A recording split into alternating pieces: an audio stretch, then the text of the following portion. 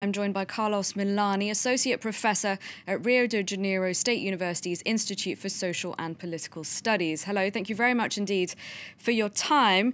Now, would you say that this result was more of a vote for Bolsonaro or against Haddad when you consider that the last 4 elections were won by the left and many political leaders, including Haddad's mentor Lula, have been jailed?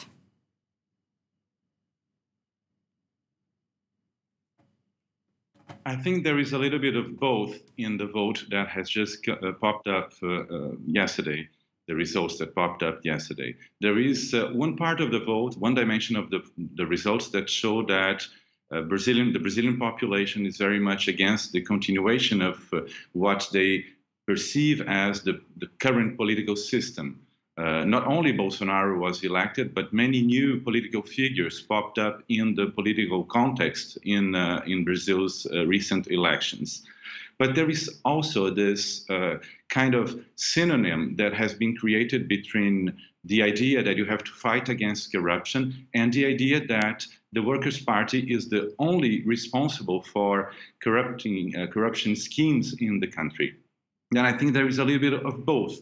But the legitimation of the fight against corruption and its association, its immediate and easy association with the fight against the Workers' Party has also, in my view, hidden other moral values and political stances, such as racist behavior, misogynist behavior, and all the stances and morals and political stances against gay people, trans people in Brazil, which is indeed a little bit worrisome for the continuation and the development of our very young democracy.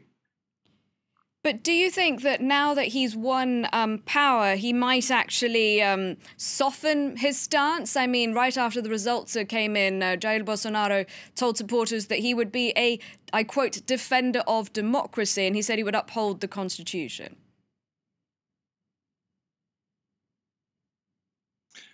Well, it will really depend on how he behaves and how his electors and people who support him will behave in the future.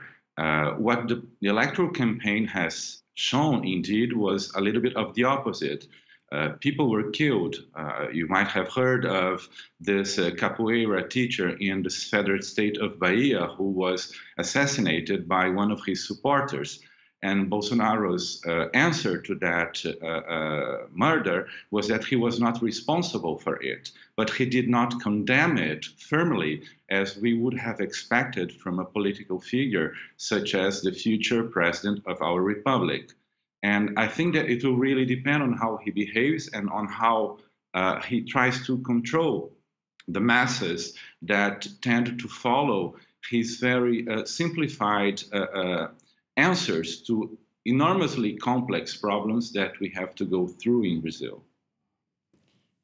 Now, Brazilian stocks are up after Bolsonaro's victory, and yet he has said, I really don't understand much about the economy. That's what he once admitted.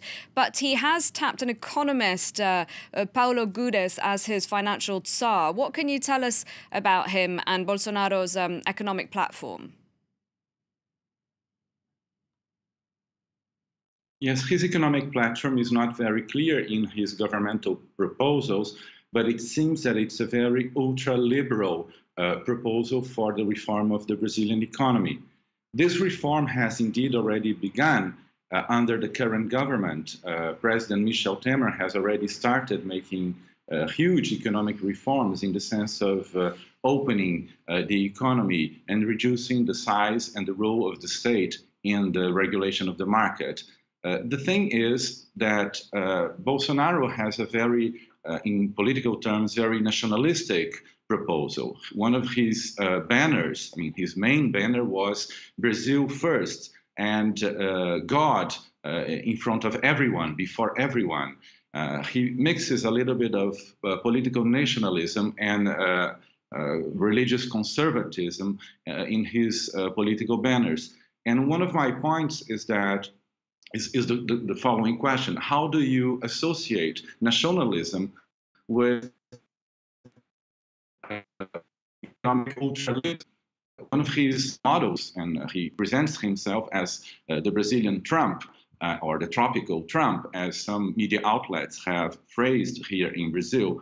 But in the US, Trump has been pursuing a very neo-protectionist in terms of trade and economy policy, whereas here in Brazil, Bolsonaro and Paulo Guedes, his future Minister of Economy, are proposing a very liberal, market-oriented program.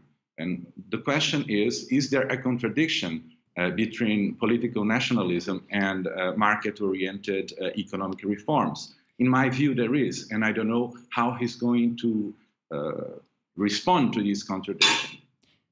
You mentioned Donald Trump, the US leader amongst several world leaders, to offer their congratulations to Bolsonaro. And he has tweeted about the two leaders, or Bolsonaro, the future president, incoming president, having a closer commercial and military collaboration, he said. What else do you think we can expect from Bolsonaro on the international stage? Who's he going to be creating alliances with or not?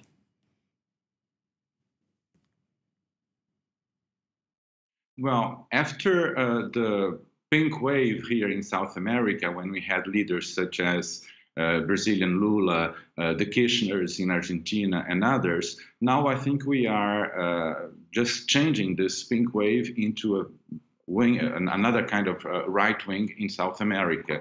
This is probably more favorable for the US interests under Trump's administration. We are very worried with the possibility of a regional destabilization, and there are demands here and there asking for a regime change in Venezuela. And what will Brazil's role be in Venezuela is one of the key questions that we have to monitor and evaluate in the near future under Bolsonaro's presidency. Carlos Milani, thank you very much indeed for your time and your analysis.